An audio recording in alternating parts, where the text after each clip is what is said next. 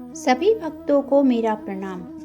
आज मैं आपको नाग पंचमी की कथा सुनाने जा रही हूँ। प्राचीन काल में रामलाल नामक व्यक्ति अपने 7 बेटे व बहुओं के साथ किसी गांव में रहता था। रामलाल जी की 7 बहुओं में से सबसे छोटी बहू गौरी बहुत ही ज्ञानी, संस्कारी व पूजा पाठ में विश्वास करने वाली थी। एक दिन रामलाल की पत्नी ने अपनी बहुओं से बोला कि घर की लिपाई करने के लिए लाल मिट्टी ले आओ। सभी बहुएं सास का आदेश पाकर डलिया लेकर मिट्टी लेने चली गई। जब बड़ी बहू खुरपी से खोद रही थी तो वहां एक नाग निकल आया। सबसे बड़ी बहू ने खुरपी से उस नाग को मारना चाहा, लेकिन गौरी बोल पड़ी, दीदी मत मारो इस नाग को, यह निरपराध है और मैं इसे अपना भाई मानती हूँ। यह सुनते ही बड़ी बहू ने उस नाग को छोड़ दिया। नाग थोड़ा डर गया, जिससे वह एक पेड़ की छांव में जाकर बैठ गया। छोटी बहू गौरी उस नाग के पास गई और नाग को डरा देखकर बोली, आप यहाँ से जाना मत, मैं अभी घर जाकर आपके लिए दूध लेकर आती हूँ। सातों बहुएं घर आ गई। घर आते ही छोटी बहू गौरी अपने घर के कामों में इतना व्यस्त हो गई कि वह नाग को भूल गई। जब दूसरे दिन वह उठी तो उसे नाग का ध्यान आया। वह मन ही मन पछतावा करती हुई दूध लेकर उस नाग के पास चली गई। वहां उसने देखा कि नाग उसी पेड़ के नीचे बैठा है, उसका इंतजार कर रहा है।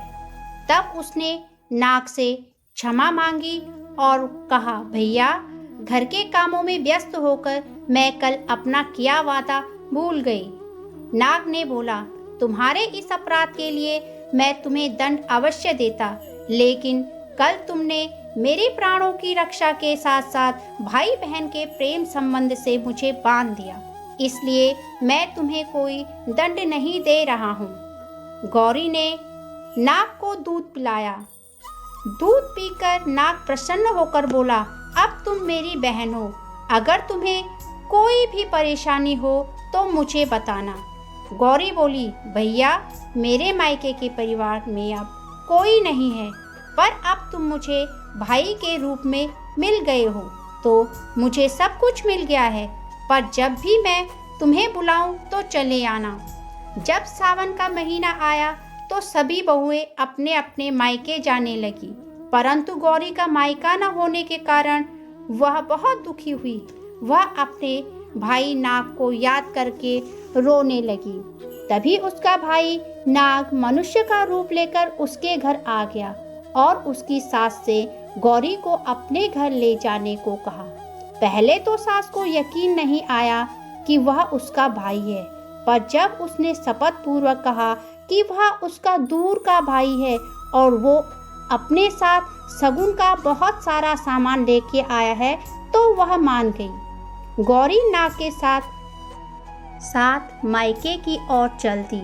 रास्ते में मनुष्य रूपी नाग ने अपना असली रूप ले लिया और कहा, बहन गौरी, मैं वही नाग हूँ जिसे तुमने अपना भाई माना है।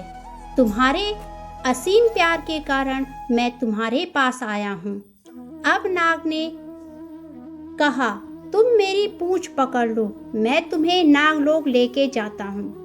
नागलोक पहुंचकर नाग ने उसे अपनी माता से मिलवाया और कहा, माँ यह कुछ दिन हमारे साथ ही रहेगी, क्योंकि इसका कोई मायका नहीं है और इसने मेरी जान बचाने के साथ साथ मुझे भाई भी कहा है। माँ ने कहा, ठीक है।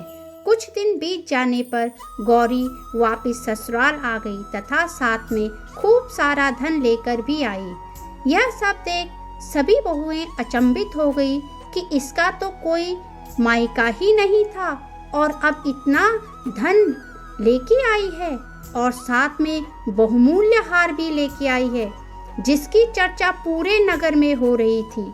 नगर की रानी ने जब उस बहुमूल्य हार के बारे में जाना तो उसे उस हार को पहनने की इच्छा हुई, तो उसने गौरी के ससुर को बुलाकर वह हार गौरी की मर्जी के खिलाफ ले लिया।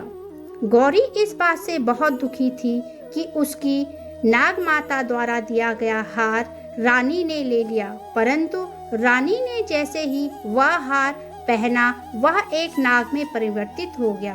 रानी ने गौरी को महल बुलवाया और उसको कहा कि उसने किस प्रकार का जादू इस हार में किया है, इसका उसे दंड मिलेगा।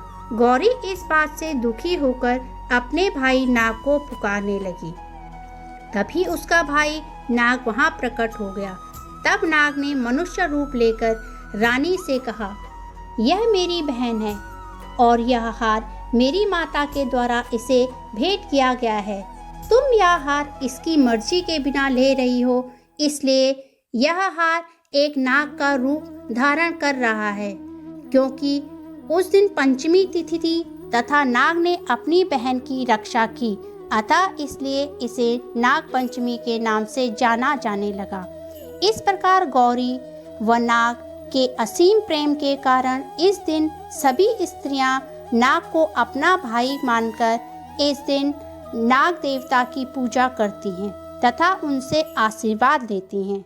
जिस प्रकार नाग देवता ने भाई बनकर गौरी की रक्षा की, उसी प्रकार कथा सुनने वाले सभी भक्तों को नाग देवता रक्षा करें। यह